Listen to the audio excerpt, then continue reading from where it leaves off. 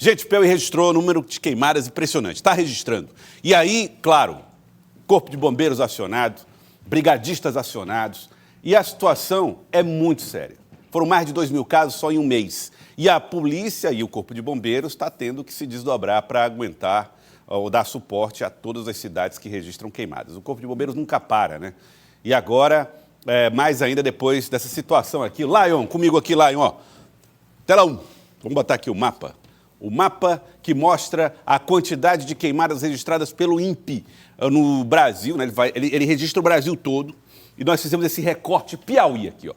Tá vendo? Cada ponto vermelho que aparece no mapa do Piauí é um caso de queimada que foi registrado. Algumas cidades têm mais de um xizinho, ou mais de uma cruzinha aí para registrando o número de queimadas. E é impressionante, o que me chamou a atenção é como essa parte do Cerrado Piauiense aqui, ó, que pega Floriano até lá o sul do estado do Piauí, como se concentram muitos casos do Cerrado Piauiense.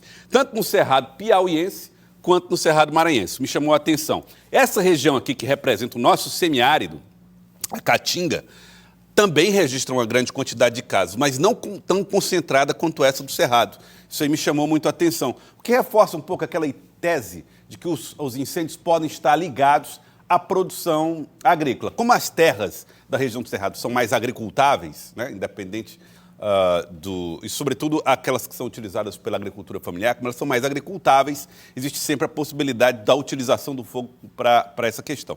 Mas essa é apenas uma das modalidades. Boa parte dos casos acontece ou por incêndios criminosos ou também por conta de incêndios que acontecem em áreas com menor umidade. Na parte norte do estado, há muito poucos casos. E aí eu digo para você que está, por exemplo, em Teresina, você que está em Parnaíba, você está achando que na sua região tem muitos incêndios? Pois olha, nem se compara com o que está sendo observado no sul do estado do Piauí. Isso, claro, coloca em alerta o Corpo de Bombeiros, que precisa disponibilizar uma estrutura para atender um estado inteiro. Eu vou ao vivo com o Gorete Santos. A Gorete, está aqui a Gorete para trazer as informações. Gorete, não basta o calor, tem que vir os incêndios juntos e o Corpo de Bombeiros trabalhando dobrado. Gorete. Pois é, Joelson, já foram registrados mais de 2.700 focos só agora no mês de setembro, ao longo do ano inteiro, 2024, no estado do Piauí, mais de 5.600. Aqui o Corpo de Bombeiros, só na capital, está atendendo, em média, 16 chamados agora, viu, nesse BR-Obró, que a gente tem visto, infelizmente, com um calorão de forma mais intensa, infelizmente também os incêndios florestais, né? Fogo no mato é a principal causa. A gente vai conversar agora com a Nájira Nunes, porta-voz aqui do Corpo de Bombeiros, fazendo essa avaliação, reforçando esse alerta também para as pessoas, inclusive lembrando, né, que mesmo a queima controlada, aquela que é usada por pequenos agricultores, ela está proibida por decreto até o mês de novembro. O que é que tem se verificado com a frequência maior destes últimos dias? Boa tarde já, né? Boa tarde, bom dia também.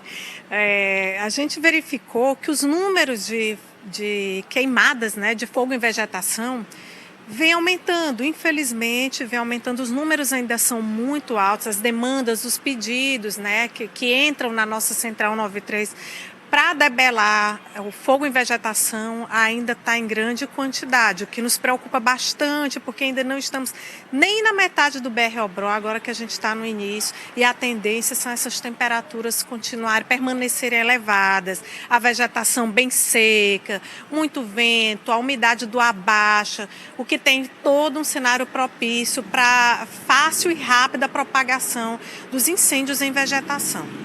Nessa área urbana, é mais para uma queima, muita gente quer se desfazer, inclusive, de resíduos tocando fogo.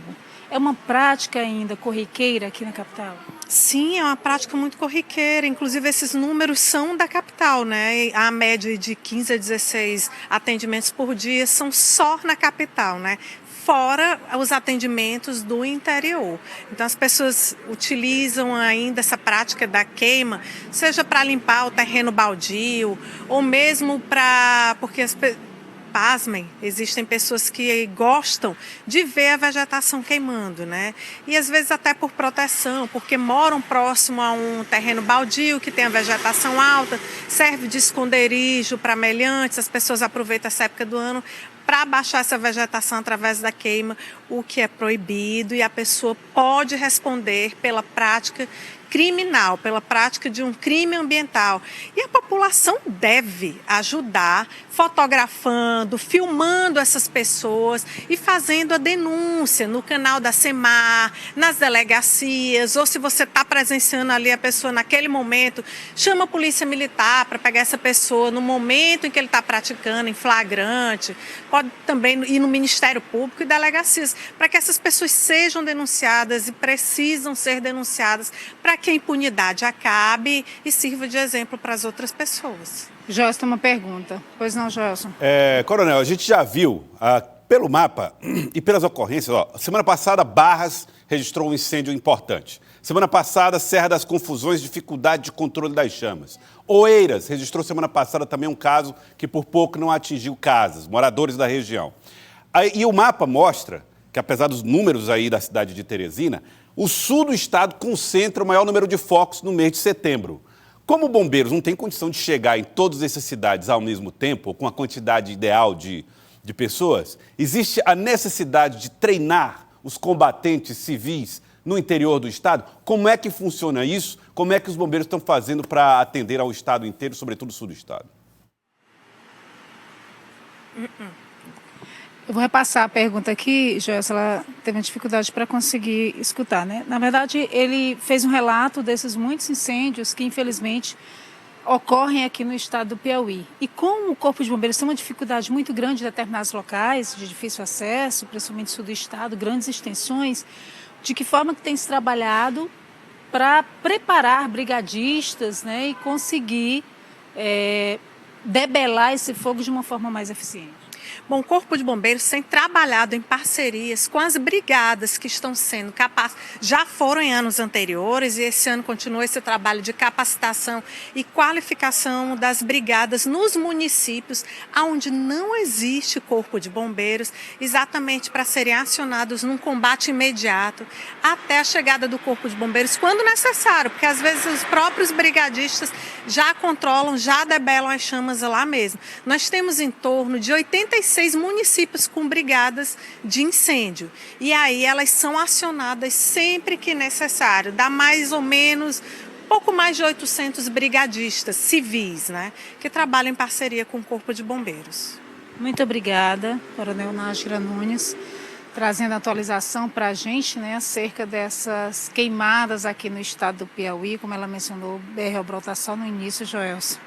Daqui até novembro é preciso muito trabalho para evitar incêndios florestais como a gente presenciou na semana passada na Serra das Confusões, né? Praticamente 3 semanas de vegetação pegando fogo, Joelson. Inclusive, Gorete, a gente fala muito a respeito da fumaça, da fuligem, da sujeira que isso provoca, eventualmente fala a respeito do risco para a população, mas a gente às vezes não fala dos danos ambientais. Em Barras, no registro que nós fizemos semana passada, houve morte de animais silvestres por causa das chamas. Na Serra das Confusões, os prejuízos são incalculáveis, quando você para pensar na importância daquela área de preservação para o nosso bioma. Tem esse impacto ambiental que nem sempre é considerado, né, Gorete? Sem dúvida, Joelson. Além da saúde da gente, né, também é perda de fauna, de flora, é degradação do solo. Então, tudo isso é perda da nossa biodiversidade que vai se degradando e vai piorando ano a ano, infelizmente, Joelson.